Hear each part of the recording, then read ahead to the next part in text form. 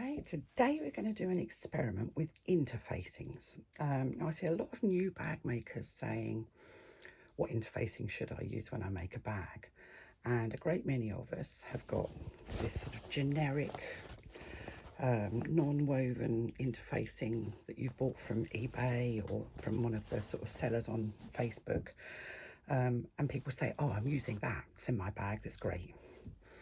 Bag makers, people who are experienced bag makers, will use something more like this, which is a woven fusible interfacing.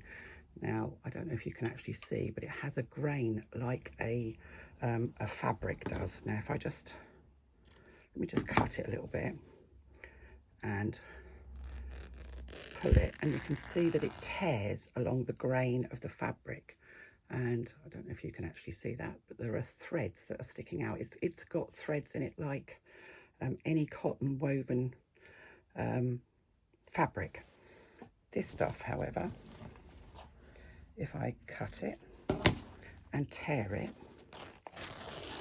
it does tear and it does have a grain. The grain goes one way, but it's fibrous. It's not got cotton threads going through it. So what I'm going to do is I'm going to make a really simple little pouch, and I'm actually going to make three. I'm going to make one using this stuff, I'm going to make one using this stuff, and then I'm going to make a second one using this stuff with a little bit of headliner foam stabilizer, because I want to show you the difference that using different interfacings makes to the same project. So I have cut myself exterior panels, and I've cut all of these from the same fabric so that there's no difference between them. And all of the fabric's been pressed, and I'm just going to trim this bit of interfacing down to the right size.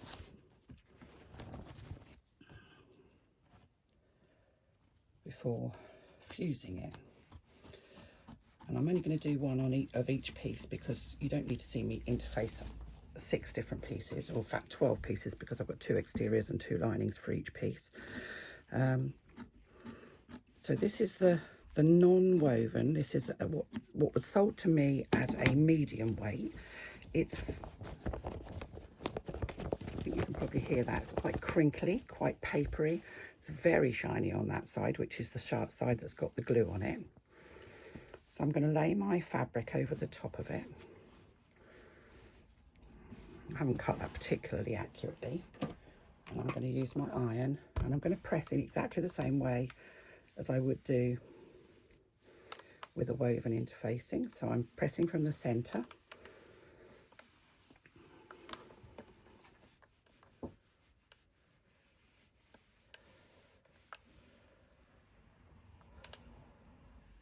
And all you're doing when you're fusing interfacing is adding enough heat to melt the glue on the interfacing.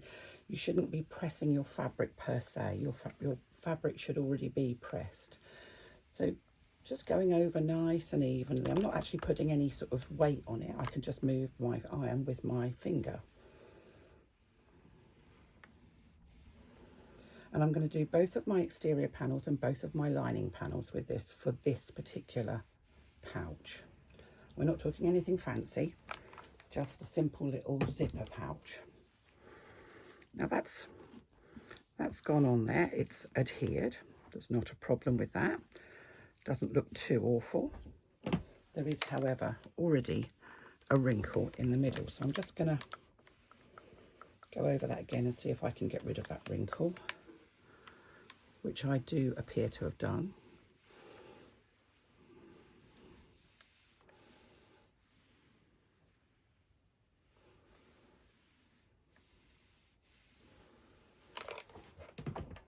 So I'm going to lay that over there to cool down.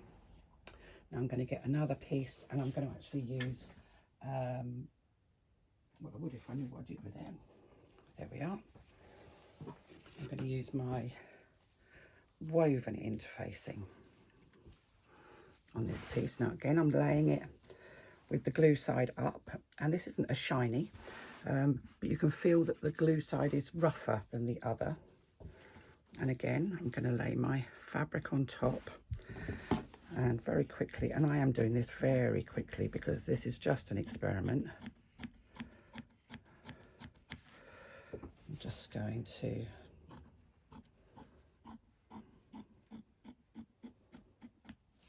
trim around the outsides. Then I'm going to take my iron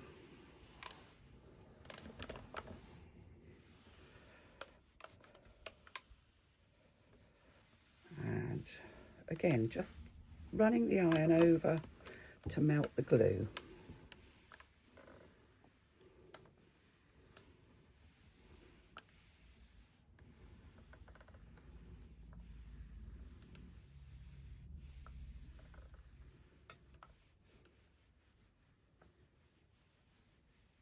I'm not using any steam.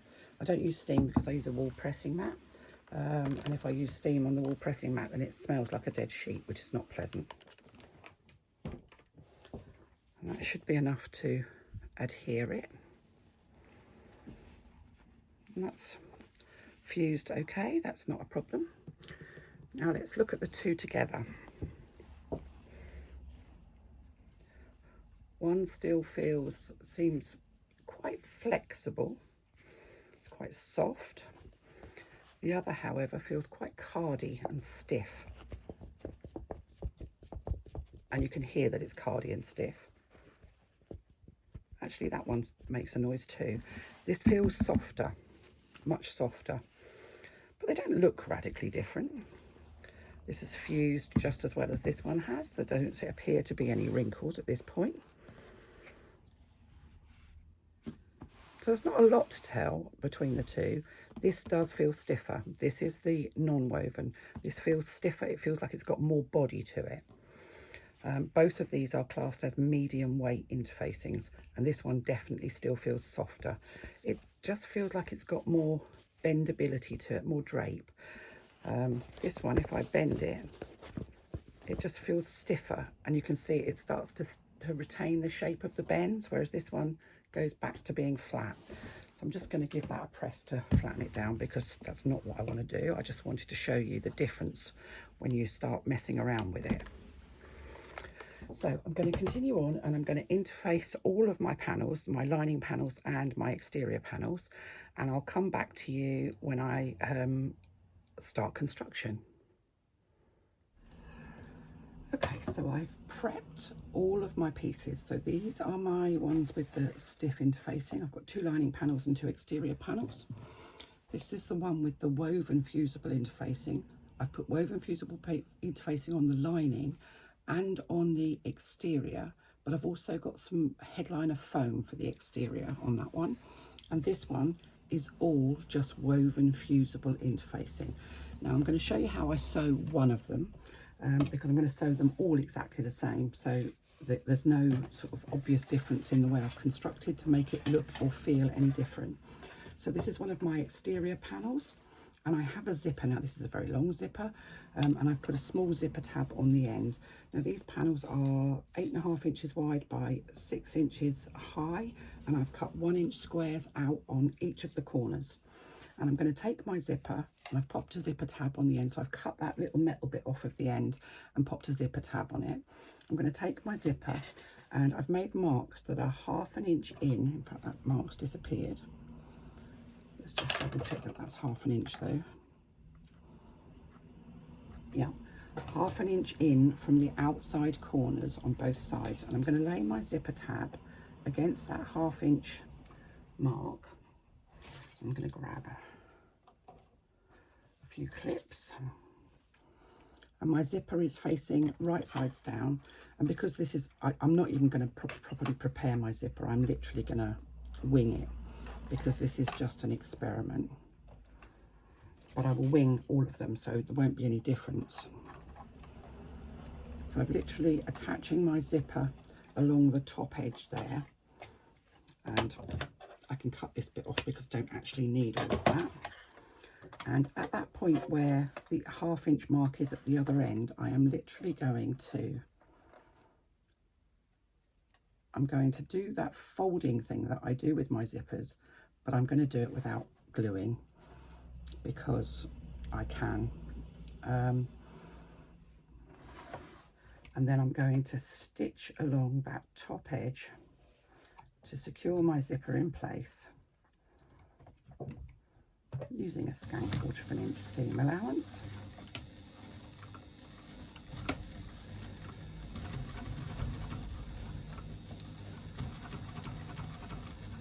Let's just pop the light on. We don't seem to have a lot of light here today.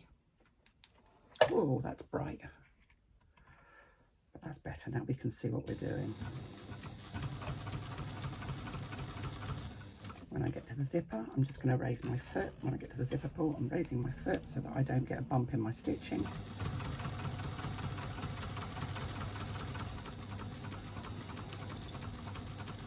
And I'm stitching over the end of that zipper tab. A couple of back stitches, and that's my zipper attached, all very professional. Then I'm going to take one of my lining pieces, and this again has got that woven and non-woven fusible interfacing, and I'm going to lay it right sides together. I'm just going to open my zipper first so I can do that. Right sides together with my exterior panel, matching the sides up and the top edge, and I'm going to stitch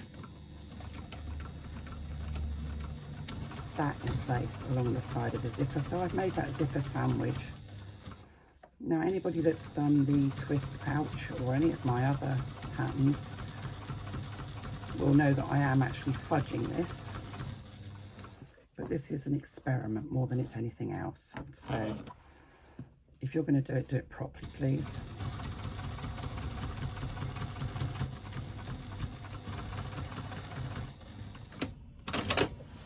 So that's stitched on now.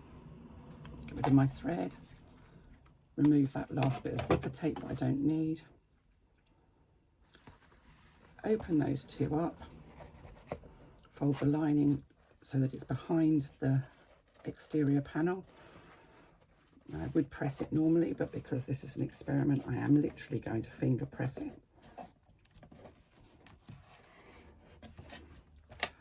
Just want to make sure that the lining's not caught in the zipper.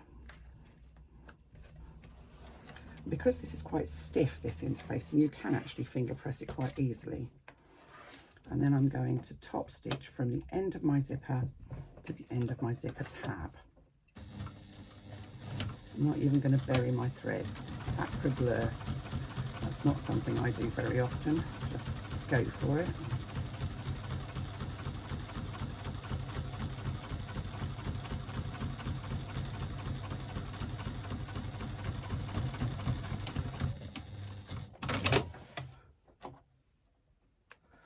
So that's my zipper attached on one side.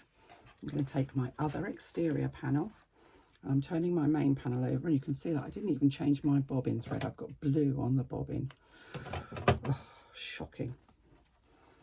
And I'm going to lay my tab against that 1/2 inch mark that I've made on my other exterior panel. Lay my zipper along the top.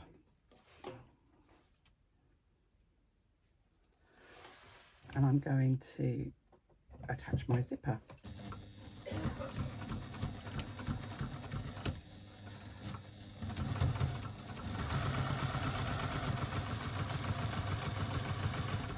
I get down towards this end and I've got my zipper pull. I'm just going to raise that up, raise the foot, move my zipper pull out of the way.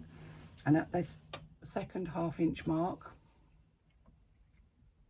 just move you around a little bit, I'm just going to fold my zipper in the same way as I normally do, but normally I would glue it so it stays in place and it looks nice and neat and tidy. This isn't going to be as tidy as it could be, but it's about showing you the difference between different interfacings, really, not so much about a particular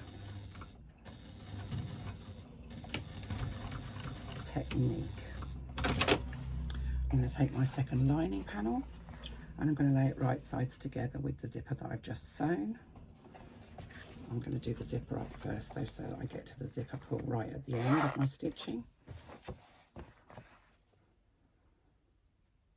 So I'm lining up the sides, matching everything out, making sure it's all hunky-dory. And then I'm going to stitch my lining in place, making that zipper sandwich again. When I get towards the end there where my zipper pull is, I'm just going to raise my foot up, move my zipper pull out of the way so I don't get a bump in my stitching. Trim off the zipper and open those two panels. And again, I'm going to finger press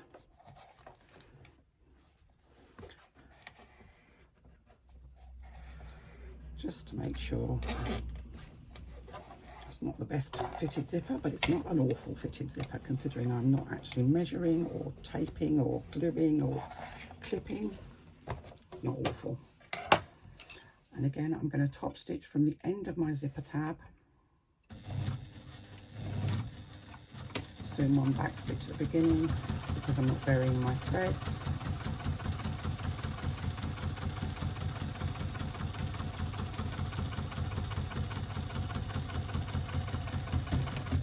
I'm just back stitching to where the teeth finish on my exterior, so only back stitching to that point there, no further, not going right to the end, only top stitching rather. So now I'm going to open all these panels up. I am going to open my zipper, so I've got my lining panel together and my exterior panels together, and I'm going to match them all together. Grab some clips. So I'm matching bottom edges of my lining, the sides of my lining,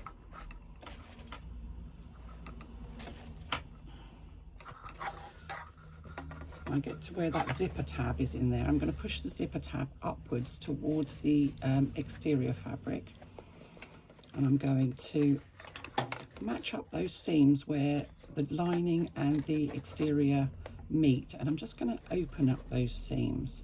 Even when you're doing an experiment, it's worth just making it look good, as good as it can do anyway, given that this is just an experiment and this is just Aldi fat quarters, nothing fancy or special.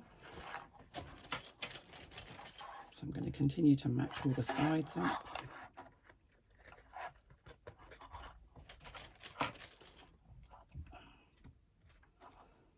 And the bottom.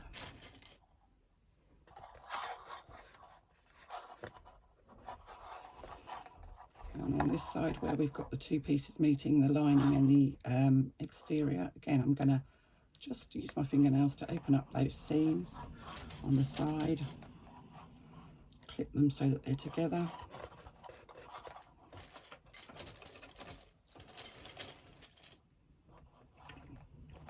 Another little trick is sometimes when you're making these sort of pouches and you do this thing where you kind of sew all the way around the outside, leaving a gap in the bottom of the lining to turn it through. You start down here and you find by the time you've got to where those two, the lining and the main exterior pieces join, they've moved a little bit.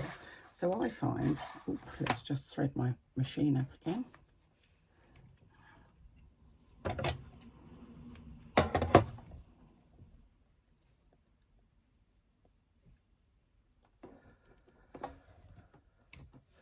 I find a handy tip is to just stitch across that that join first before you do anything else.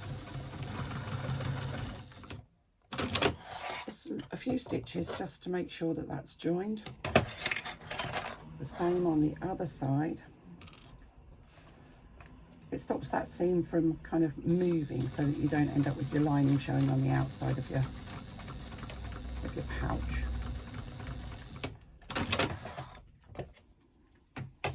Now on my lining, and this is the lining, the one that's got the pattern on it, I'm going to make a mark that's approximately 1 inch in from that corner, and another one approximately 1 inch in from that corner. because I don't want to sew between those two marks. Now what I'm going to do is I'm going to sew all the way down the side from the exterior fabric.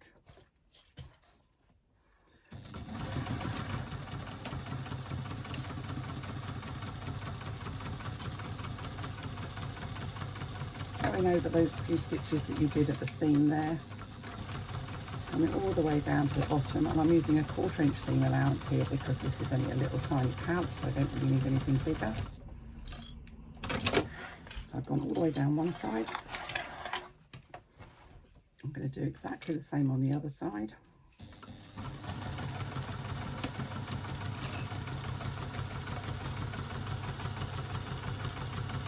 So going back across those stitches that you did where the two pieces meet, the lining and the exterior.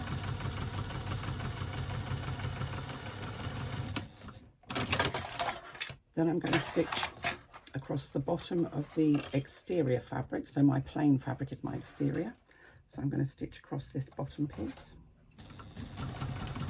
Just doing a couple of back stitches right at the beginning.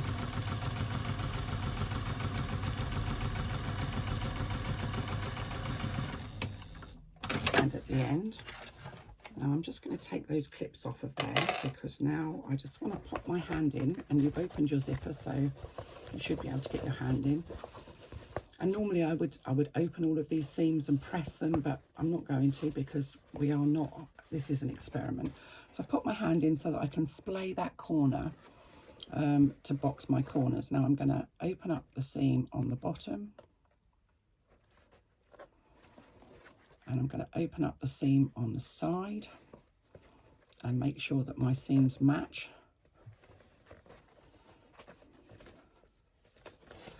And I'm going to take it to the machine and stitch that corner, making sure that those seam allowances stay open as I stitch.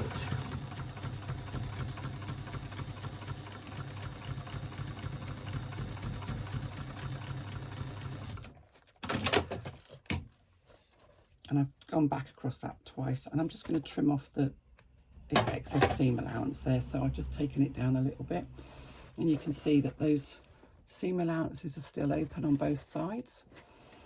I'm going to go and do the exact same thing on the other side of the exterior. I probably should have opened my zipper a little bit further. Now you can already see this feels quite cardy and papery. It's quite stiff.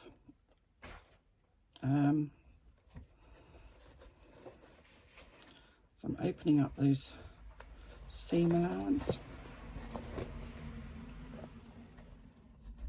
and matching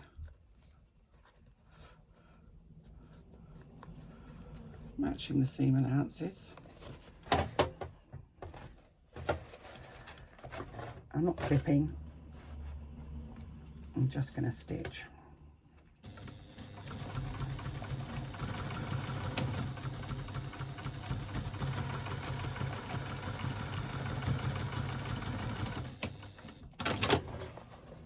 Trimming off my threads, trimming off the excess seam allowance.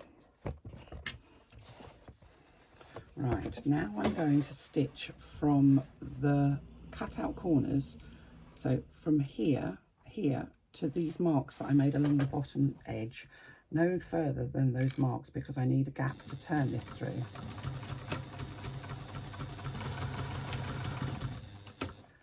Stitching at the beginning and the end to make sure that my stitching stays secure.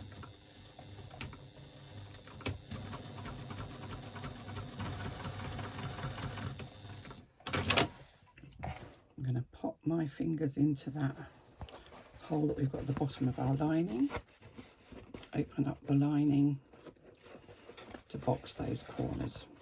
Again, I'm going to open the seam allowance and match it.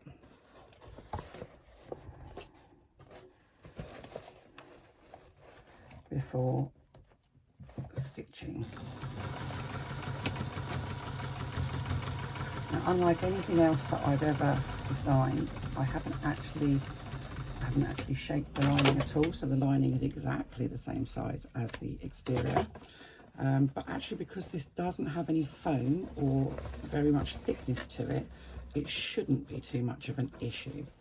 And that's the only difference between any of these. The one that's got the foam, I've shaped my lining slightly so that my lining will fit, because we have to allow for the thickness of the foam. I'm only using headliner and it's only 2mm thick, but that's 4mm that we need to remove from the lining so that the lining fits within the exterior of our bag. So this is the last corner.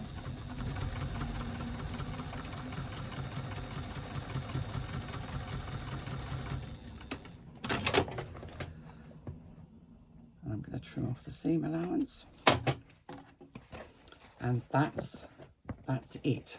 So I'm just going to leave that like that, because I'm going to go ahead and I'm going to do the other two pouches in exactly the same way, and I'll come back to you when I've got them all the same state.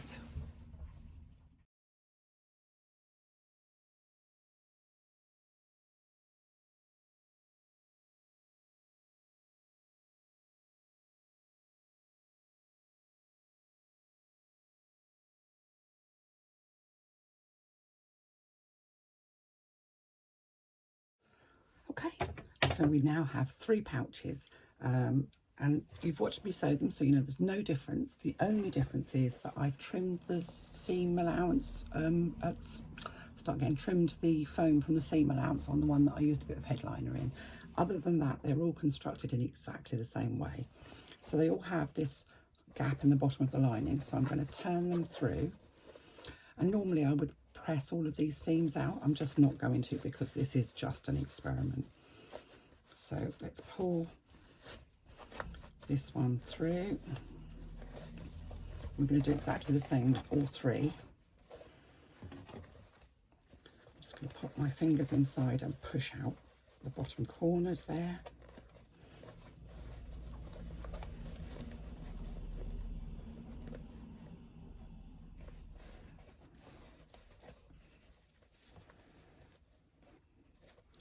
I've got a thread there. It shouldn't be there, but I've just not trimmed off. And with my lining, the bottom of my lining, where I've got that gap where I've used to turn, I'm just going to pull it taut and I'm going to stitch that gap closed.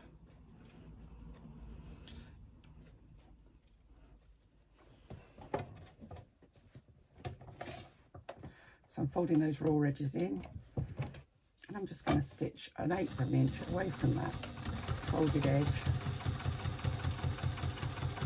to close my turning gap.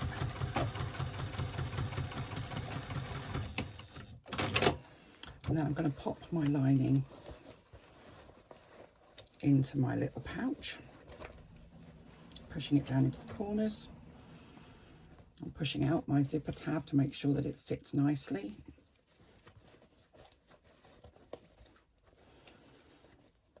Now I usually like to just top stitch across the end there. I'm not going to bother with this because, well, just because.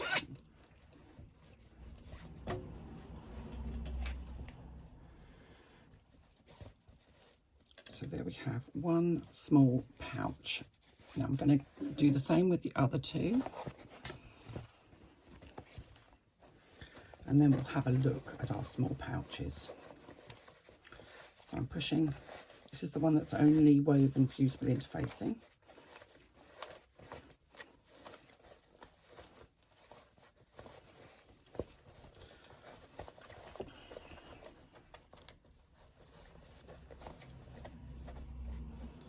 Oh, I've got some threads.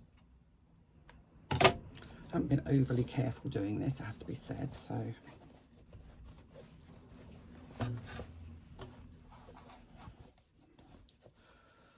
Let's just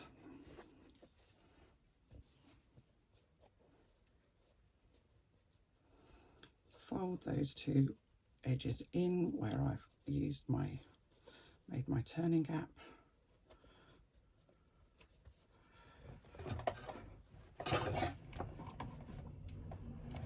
And stitch the gap closed.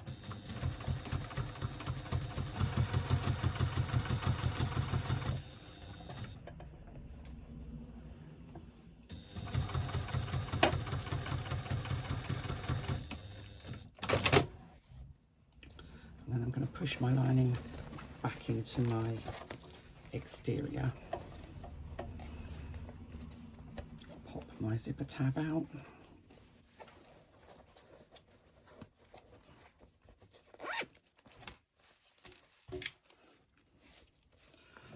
Number 2, and this is the one that's done with the non-woven. I'm going to have to just put my hand in there slightly because I don't think I've opened my zipper quite enough. Because this is quite stiff. It should go through, that's all right. So again, I'm going to turn this. And you can see that this is actually a lot stiffer to turn than either of the others, to be fair. Even though this is only a medium weight.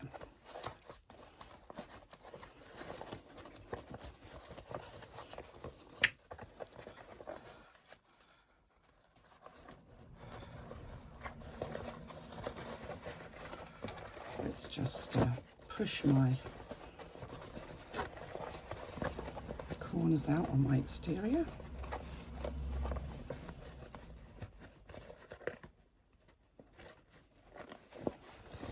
And then I'm going to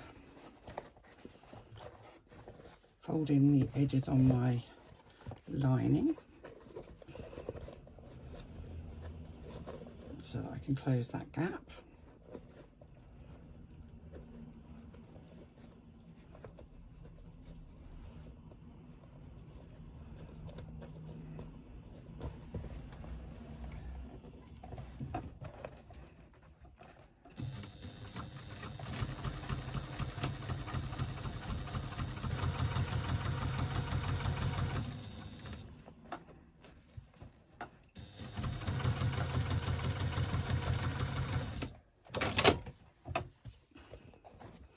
And then I'm going to push my lining back into my pouch in exactly the same way as I did with the others, just pushing my fingers down into those bottom corners to make sure that the lining is sitting nicely in the bottom corners.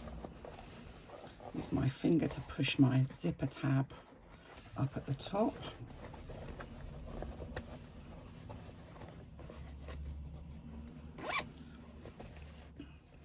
Right, now let's have a look, shall we?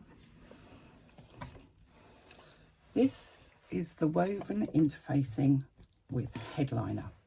It's smooth. I haven't pressed any of these, as you can see. I've literally done exactly the same with each of them. It's smooth, it's soft, it's structured, so if I go like that, it bounces back up again. It feels substantial. It's nicely padded. And it looks, given that it was done in no more than 20 minutes, it looks like quite a nice little professional looking pouch. I would be quite happy to receive that as a gift. I'd be happy to give that away. It's just a little pouch. It is what it is. Woven fusible interfacing on both the lining and the exterior, and headliner foam gives it standy uppiness, a lovely feel, nice and soft. If I screw it up, it comes back, and with just a little bit of pressing with my fingers, it looks exactly the same. It's not all creased, it's not unpleasant, it's perfectly serviceable. Now this one is just woven interfacing. It's a lot lighter, it feels less substantial, it's not creased, and it would do the job. Oops.